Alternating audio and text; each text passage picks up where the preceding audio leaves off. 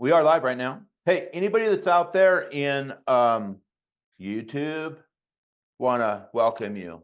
Hopefully you're just catching this while you're driving. Maybe you're killing some time. If you happen to be in the e-learning business, if you happen to be an author, a coach, a thought leader, a company that's looking for really outstanding world-class instructional design and development, you may want to stay tuned and watch this quick interview. My name is Robert Lunte. I'm the CEO, founder of a marketing company that focuses on e-learning solutions at CourseCREEK. And today, we're going to do a quick interview with our director of instructional design, Matthew Tang. Matthew and I have been working together in this space for about 3 or 4 years. It's been quite some time. Matt has been doing this for about over 12 years, as I know. Oh, And longer than that. longer than that, Matt. Am I? Yeah. Oh, geez.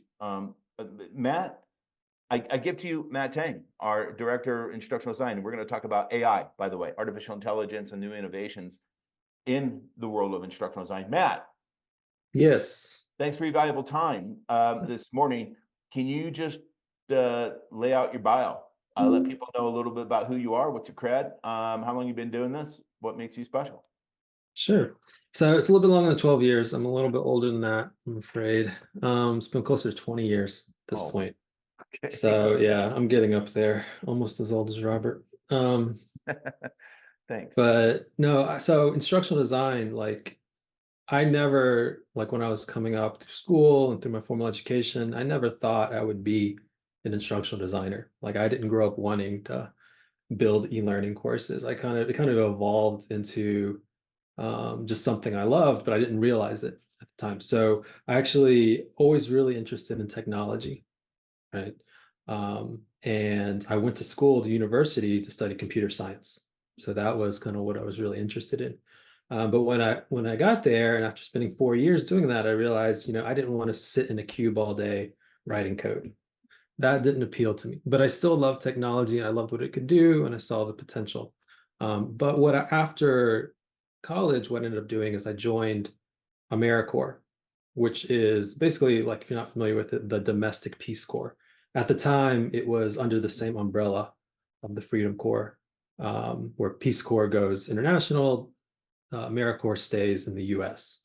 And I was in a program called Teach for America. So that program specifically recruits a lot of usually young college students who recently graduated and puts them into teaching positions, like teaching in K-12 public schools, where they really need teachers. And these are generally kind of underserved communities, very high poverty rate. And they're usually very rural or very urban. And I got placed in very rural North Carolina. Okay.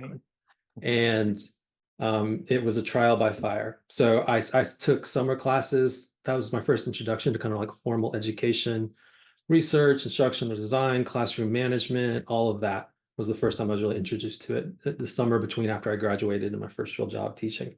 I taught summer school, and then I spent 3 years teaching 6th grade math and science. So that was my introduction to education.